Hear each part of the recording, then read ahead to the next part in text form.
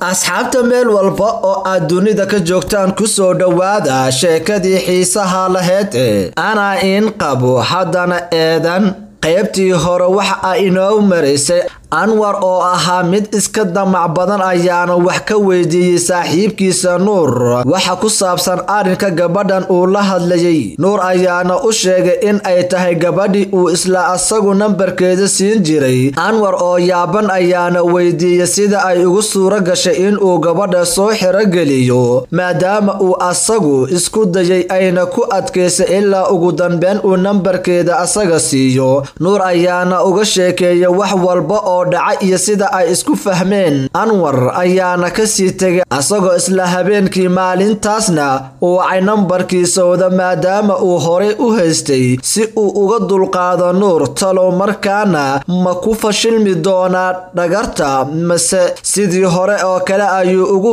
mari doontaa. kuna soo dhawaada qaybtii 10aad.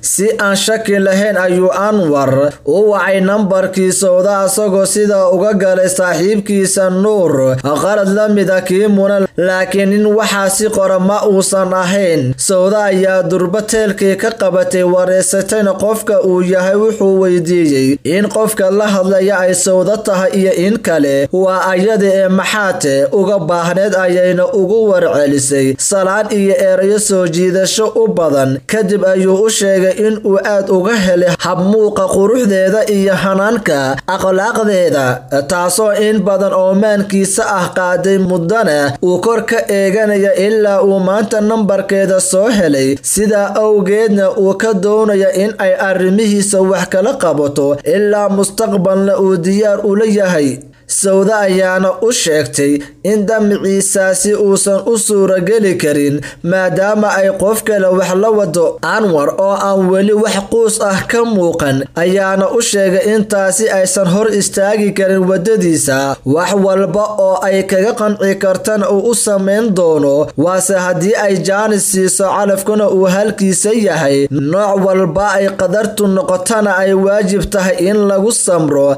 Hadday isfahmaana ay dhistaan aqal ay raali isaga yihiin. Hadday isfahmi waayaana ay bilaa dood kala tegi doonaan, balse aysan barashada horeba ku dayrin maadaama aysan ka warqabin nasiibka. Sawda oo ay erayadaasi ka gadmeen ayaa ugu jawaabtay in ugu horeyn ay doonayso in ay aragto inta aysan go'aan ka qaadan aqbalaada xiriirkiisa. Anwar oo qoslaya ayaana kula kaftamay in uusan fool xumeyn quruxna aan qof lagu qiimeyn. Sawda oo ka liidan ayaana ugu jawaabtay in cid fool xunba aysan dunida guudkeeda saarneyn, balse ay aragtida uga dalbatay maadaama uu asagu yaqaana ayaduna aysan wax aqoon ah u si indho la'aan ahna aysan ku aqbali karin qof ay mar kaliya teelka la hadashay. Anwar oo doonaya in uu soo jiito ayaana u sheegay in hadalkeeda uu saxan yahay, diyaarna uu u yahay in ay kulmaan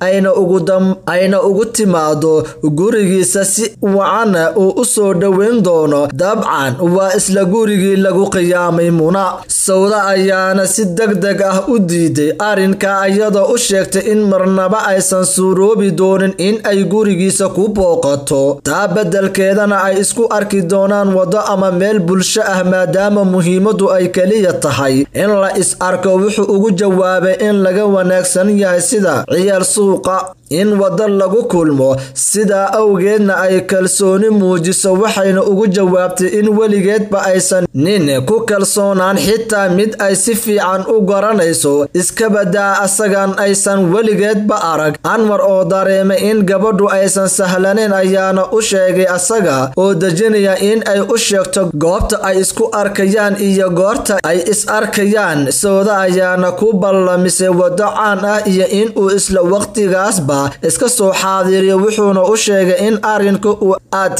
degdeg u yahay isla markaana ay habboonaan lahayd waqti kale. Waxay uga jawaabtay in wax walba ay ku wacan yihiin in la dedejiyo, waqti kalena aysan wax jaanis ah heli karin.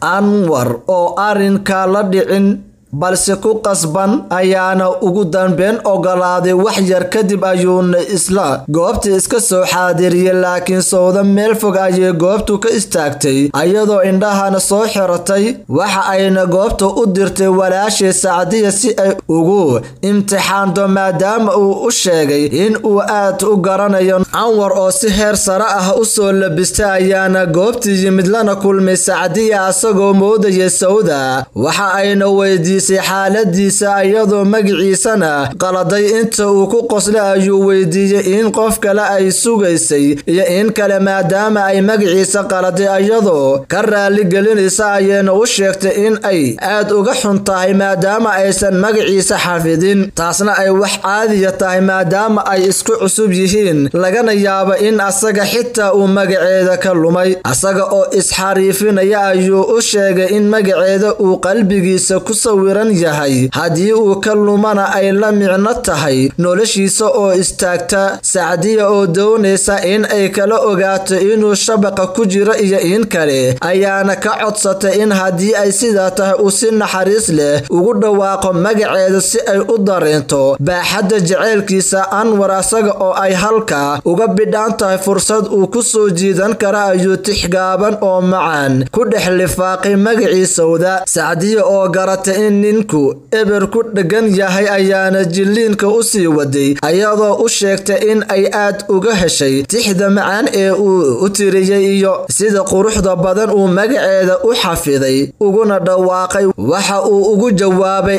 in wax walba ay ayada ka keensatay, magacana uu waqti dheer xafidsanaa, asagoo keliya sugaya maalinta jaceylkeeda milkiin doono, maadaama ay maanta noqotayna uu si gaar ah u xusuusan doono taariikhda si ay sanad walba u xusaan ayaga iyo ciyaalka ay dhali doonaan. Sacdiya ayaa intaa kadib qosolka isku celin weyday maadaama ay jilliin uun goobtu la taagneed. waxa uu weydiiyey sababta ay ku qosleyso, balse waxay warka ugu badashay in farxadda iyo habmaamuuska uu u soo dhoweeyay awgeed ay farxaddu la qarsan weyda intaa iyo in ka badan. waad u qalantaa ayuu ugu jawaabay. asagoo sii wata hadalka ayuuna ka codsaday in laga wanaagsan yahay in wada sii taagnaadaan haddii ay macquul tahay ay u raacdo goob ku habboon in ay ku sii sheekaystaan. Sacdiya oo uu xaalku ku adkaaday ayaana ka aqbashay, balse u sheegtay in